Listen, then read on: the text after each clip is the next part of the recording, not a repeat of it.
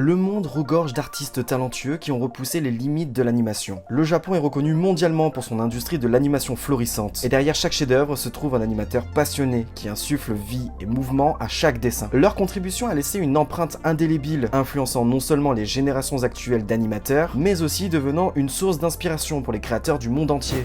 Bonjour à tous, ça fait trop plaisir de vous retrouver aujourd'hui. Soyez prêts à être émerveillés par cette ligue de titans, ce conseil des maîtres, comme dans Pokémon. Soyez prêts car aujourd'hui je vais vous présenter 5 monstres de l'animation japonaise.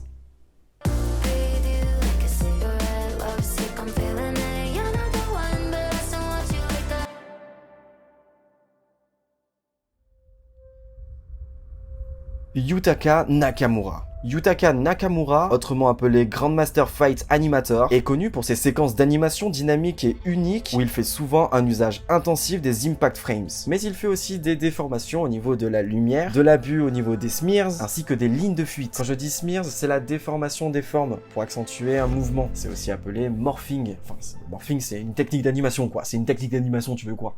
Il est considéré comme l'un des plus grands chorégraphes et cinéastes de sa génération. Rien que ça. C'est pas moi qui le dis, hein. C'est les autres, enfin ceux que j'ai vus sur internet. Ayant la liberté de storyboarder ses propres scènes, il mélange une chorégraphie unique et un timing d'animation avec une maîtrise de la gestion d'espace pour créer des scènes d'action distinctes. De plus, il a popularisé sa façon de dessiner les débris. En effet, il les dessine en forme de cubes qui ont été nommés Yutapon, qui est l'un de ses surnoms. Voilà, et le mec, il pèse tellement qu'il se fait surnommer comme ses techniques. Actuellement, beaucoup d'animateurs, notamment de la nouvelle génération, s'inspirent de lui. Même si je vous montre quelques animations qu'il fait depuis tout à l'heure, voici ce monstre.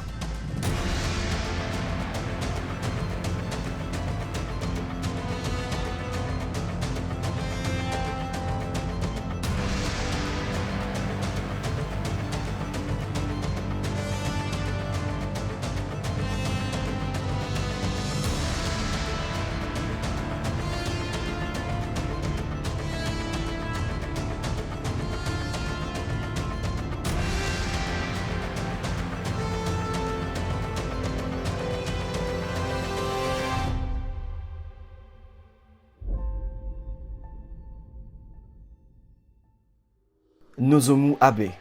Nozomu Abe est un spécialiste des FX, des effets spéciaux, pour ceux qui comprennent pas. Il s'est fait connaître via ses travaux avec Ufotable. De plus, il a travaillé en freelance avec A1 Pictures, David Production ou encore Shaft. Tout comme Nakamura, Abe abuse... C'est la première fois que je le dis, c'est super étrange. Bref, Abe abuse des smears et des jeux de lumière, mais aussi des FX et des particules qui requièrent une bonne équipe de compositing. Donc tout ce qui va être 3D, FX, background. Le fait qu'il ait travaillé en majeure partie avec Ufotable l'avantage dans ses travaux, car le studio est connu pour ses compositing abusifs, mais très beaux à regarder.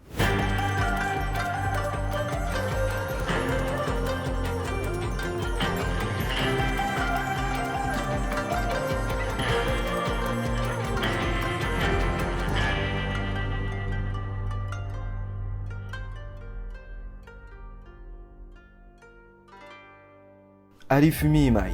Arifumi Imai, c'est celui qui a animé les 3/4 de SNK chez Wit Studio.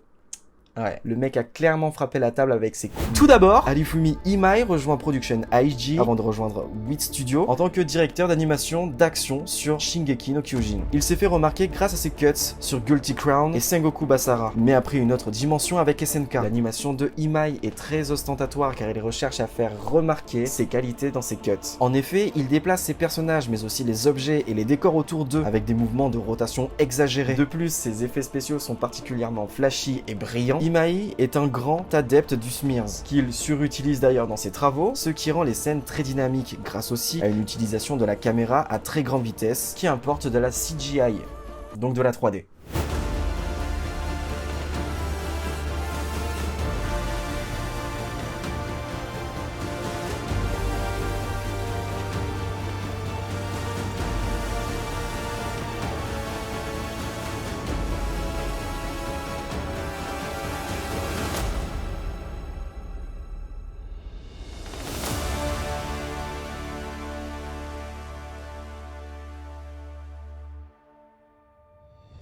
Takashi Hashimoto.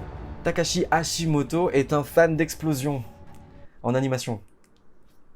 Oui, parce que sinon c'est un kamikaze et ça n'a rien à faire là. Il est donc spécialisé dans les effets spéciaux. Son domaine de prédilection, c'est les explosions et la fumée. D'où le fait que j'ai dit qu'il adorait les effets spéciaux de fumée, d'explosion. Mais ça, bon, je pense que vous l'avez compris. Il s'est grandement inspiré des travaux de Shinya Ohira et Toshiaki Hontani dans Akira. Mais sa plus grande influence a été les effets spéciaux de Matsuo Iso. Oui, je lis en même temps parce que sinon je retiens pas les noms, frère. La plupart de ces cuts font trembler la caméra avec leur impact sur une très grande échelle. De plus, les cuts d'Hashimoto présentent plus de 20 ans de développement des effets spéciaux résumés en une scène de 30 secondes. Est-ce que c'est... Non, c'est bon, stop, arrêtez avec cette blague, c'est nul. On peut retrouver cela sur Your Name, où il a animé des explosions. Par exemple, je vous la donne en 1000. Your Name, météorite, explosion...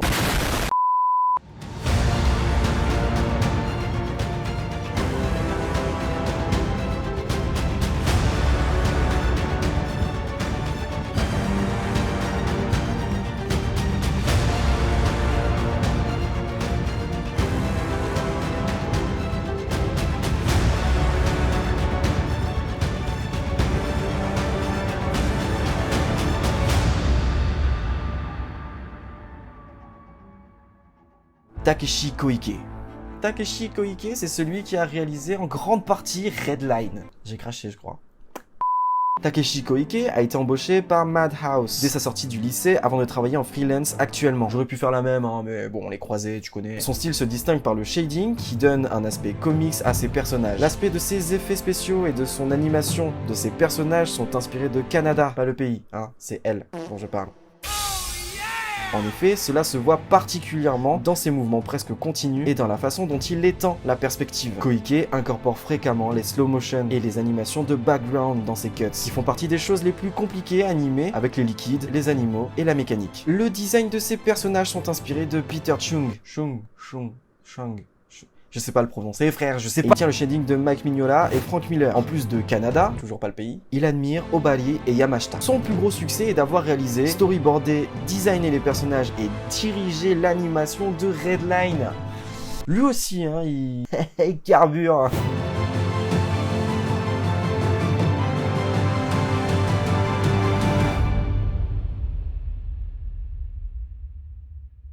Vincent Chansard. Oui, il est pas japonais, il est français, et c'est pour ça que je le dis avec grande fierté, c'est la mention spéciale de l'épisode. Vincent Chansard, c'est notre français qui commence à faire un premier pas dans la légende de l'animation japonaise. En effet, ce jeune animateur français est diplômé de l'école des Gobelins en juin 2019. C'est à côté de chez moi, c'est pas très loin, quoi. Aujourd'hui, il travaille principalement sur la série One Piece, et en voici quelques extraits.